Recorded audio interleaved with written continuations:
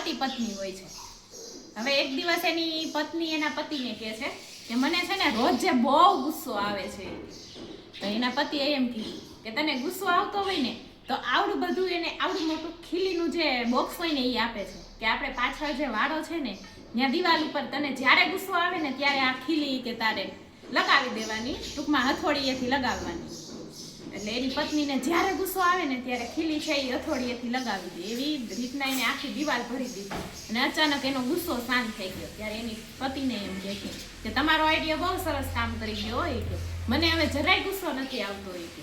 ત્યારે એનો પતિ છે ને એને હાથ પકડી અને પાછો વાડામાં લઈ ગયો। હવે જ્યારે તારું મન પ્રફુલ્લિત હોય ને ત્યારે આ ખીલી તારે કાઢી નાખવાની કે। તો કે કાંઈ વાંધો નહીં, અને એ છે ને બધી ખીલી કાઢી નાખે છે અને એનું પતિને એમ કહે છે કે મને તો હવે બહુ મજા આવે છે કે મને જરાય ગુસ્સો નથી આવતો, મારું મન હંમેશા પ્રફુલ્લિત રહે છે એ કે, અને મેં બધી ખીલી પણ કાઢી નાખી એ કે। ત્યારે ફરીવાર એનો પતિ છે ને એને હાથ પકડીને લઈ જાય છે કે હવે છે ને એ કે તે આ ખીલી લગાવી અને કાઢી એટલે ત્યાં જે નિશાન થઈ ગયા છે ખાડાના એ ખાડા તું બૂરી દેજે। ત્યારે એની પત્ની એમ કહે છે કે એ ખાડા ન બૂરાય કે।